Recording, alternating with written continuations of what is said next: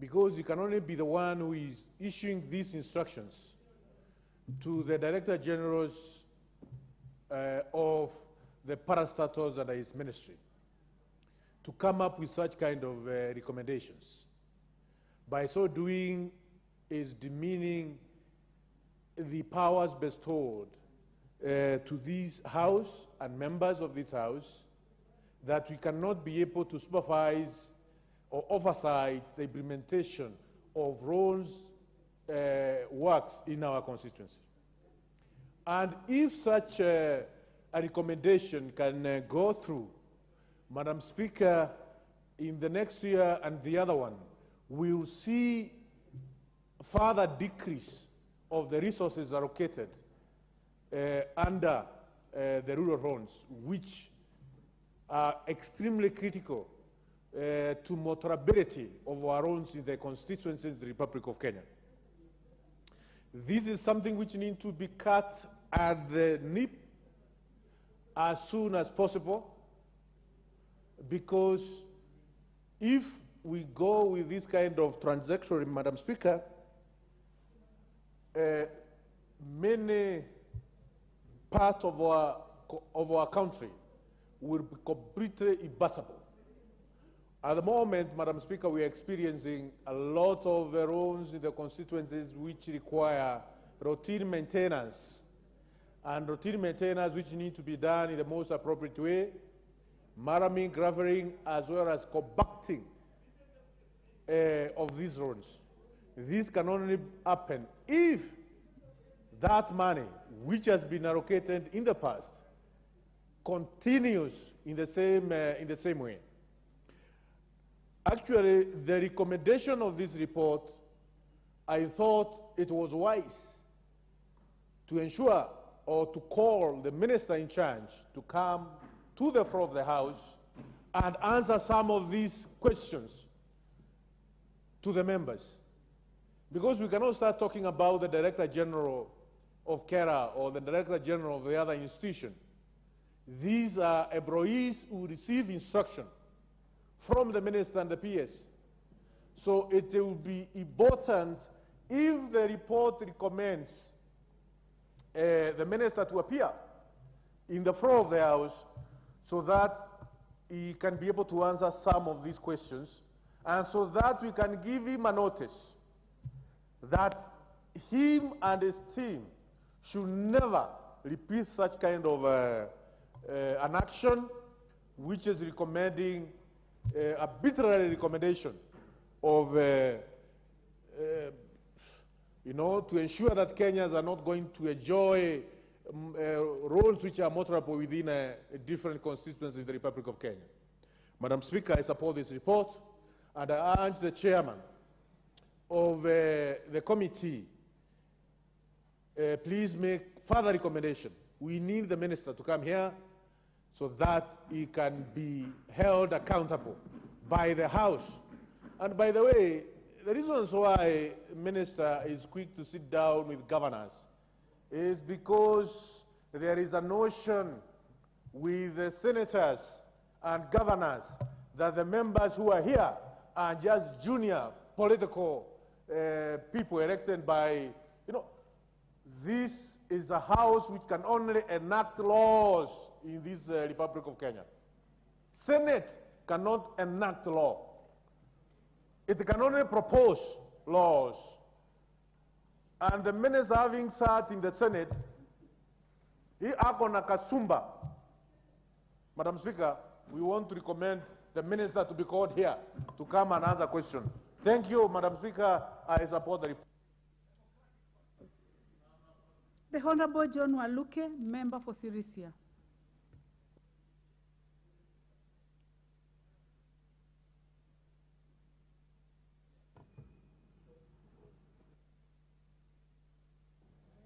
Thank you, Madam Speaker, for giving me a chance also to contribute on this very important report. First, I want to support the committee and thank the chair and this committee for bringing up this.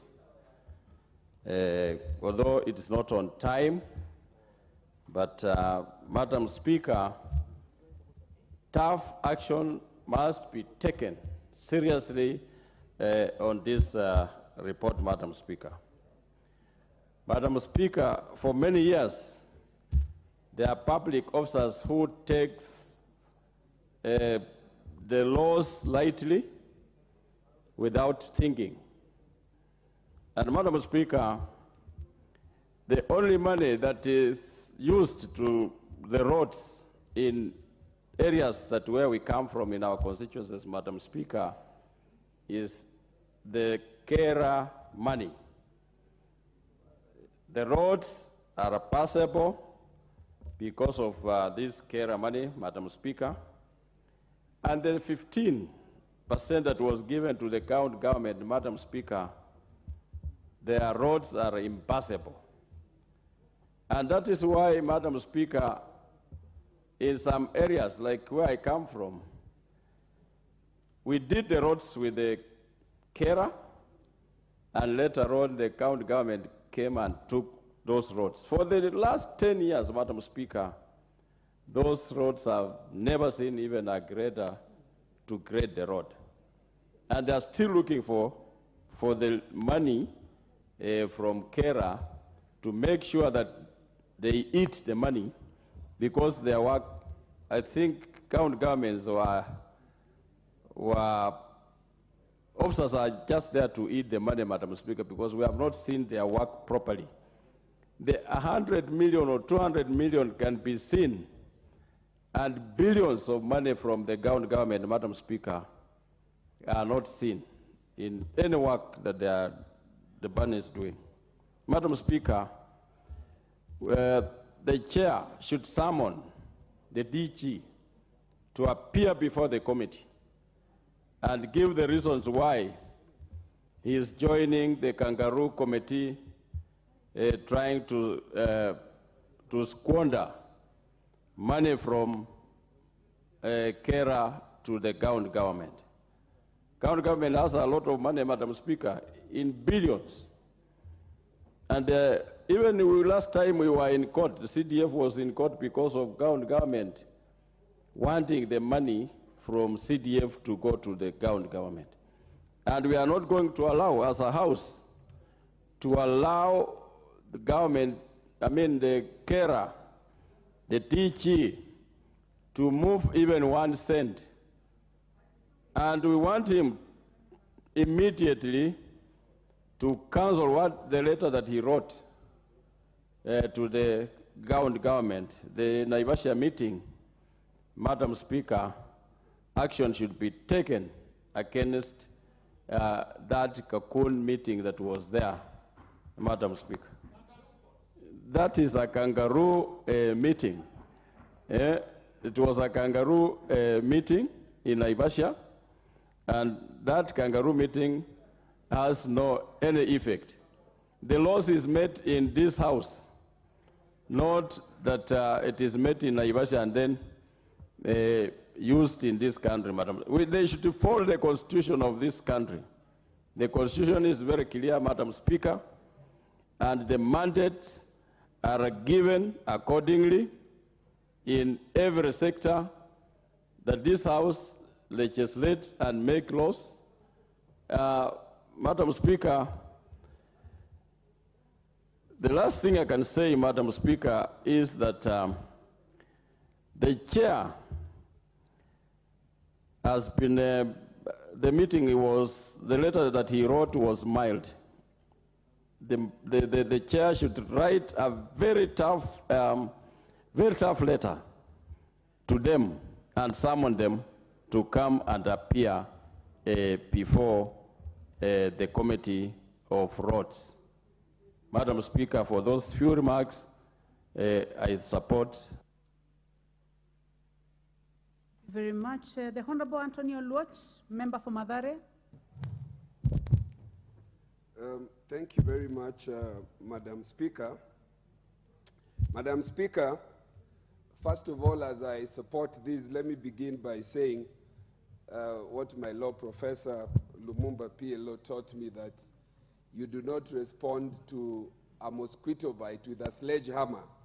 But I want to tell the chair my good friend GK, and my former vice chair in ICT in the 12th Parliament, this was not a mosquito bite. This was an atomic bomb directed at this house, directed as members of parliament, directed at the legislative functions, which is our core function under Article 95 of the Constitution. So I want to agree with those who have said, as I support, that your report is a little bit gentlemanly like yourself. I know you for a while, and you're gentlemanly, but he attack you gentleman, my good friend Chair. He tore gloves. We must deal with these guys perpendicularly, as I support. Secondly, though this memo is purported to be affecting the 2024-25 financial years, Madam Chair, this House will be painfully aware that our CRCs have already been asked to submit their reports for review. And I personally asked my CRC not to submit, because the moment we do, it is already going to be giving legitimacy to what this House has already been said is null and void. Madam Speaker, I want to join those who have said that the entity called IBEC or Intergovernmental whatever and Summit is not known to law and cannot purport to be substituting the role of this House under 94.5 and 95 of lawmaking, and cannot make law through the back door. Under Article 203 of the Constitution, Madam Speaker, the county government has a clear path on how revenue is divided between the two arms of government. And if this entity, for some reason, wants to find a way or a path on how revenue can be increased to the county, there are clear ways on how they can do it through the forum of Senate. It cannot be done through the back door of taking monies already appropriated between the levels of government. And in particular, this is money that was already earmarked for the constituencies. There is no back door way for this money to find its way to the counties through the back door. Madam Speaker, I want to agree with members who have said that KERA, this 22 and 10%, just like CDF, is one of the most visible and one of the most transparent funds that are implemented in any of our development sectors in this country. Not only should it be preserved, it should be increased if necessary. My last 2 points, Madam Speaker. The 22 and 10% were very hardly fought for by our predecessors in the 11th Parliament and continue to be safeguarded under the 12th Parliament. And Section 6 is very clear that this money is embedded in law. The formula on how this money is to be utilized or allocated is embedded in law. The only way that we can do a reverse on this is for this Parliament to have an amendment or a new bill or clause that reverses this. And in any case, if there was to be any reversal, this House would increase this amount from 22 to a percentage that is higher and not to a percentage that is lower. I want to conclude by saying, Madam Speaker, that this CS and the agencies of KERA should not only be asked to withdraw, they should be summoned to this House. When I was asking for a Kamkunji, it was on the basis that just like the issue about university education, the CEO was summoned here to a member's Kamkunji. When there was an issue about the Biticon and the data collection, the CS was summoned here. This is a matter that is serious enough not to sanction it by way of a withdrawal, but to call the CS here to respond not only to this matter, but to the many other issues that members have raised, including when will the monies be remitted to us on time so that we can begin to work on our constituencies before the rain. I support. The Honorable Thuku Kwenya, member for Kinango. Thank you, Madam Speaker, for this opportunity to weigh in this report by this very honorable Committee of Transport and Infrastructure, led by the Honorable GK. Madam Speaker, I want to support the echoes that I've heard from this house through our colleagues, and Mr. Speaker, Madam Speaker, specifically on the issue of attempt by the executive to legislate. The Roads Act of 1999 stipulates clearly as to how this money should be shared. Through the different agencies, and especially the monies that are allocated to the constituencies, the 22% and 10%, that makes a total of 32%, Madam Speaker. Any attempt to give any directive is not only an impunity in itself, but also total disrespect and disregard of this House. As the Honorable Tom has just said, if there be any need to amend this law, then it must come to this House so that then the House pronounces itself on this matter. And Madam Speaker, we have not seen any attempt to amend the same, and therefore any communication is an nullity in itself. Madam Speaker, KERA money and the roads that are built by the constituents or the constituencies that are built through members of parliament through their oversight are the only roads that are visible. And therefore, whether county governments have been promised by CRA that there's going to be an increase. Order. Okay, Madam Speaker. Honorable Kenyatuku, thank you very much. Thank you very much, honorable members. Balance of time for the Honorable Kenyatuku, who was on his feet, is 3 minutes. This motion will have another 46 minutes. So for those who have put a lot of interest, I can see the screen is still almost full. You'll have an opportunity. Honorable members, and the time being 1 p.m., this House stands adjourned until this afternoon, Wednesday, the 27th day of September 2023 at 2:30 p.m. Thank you.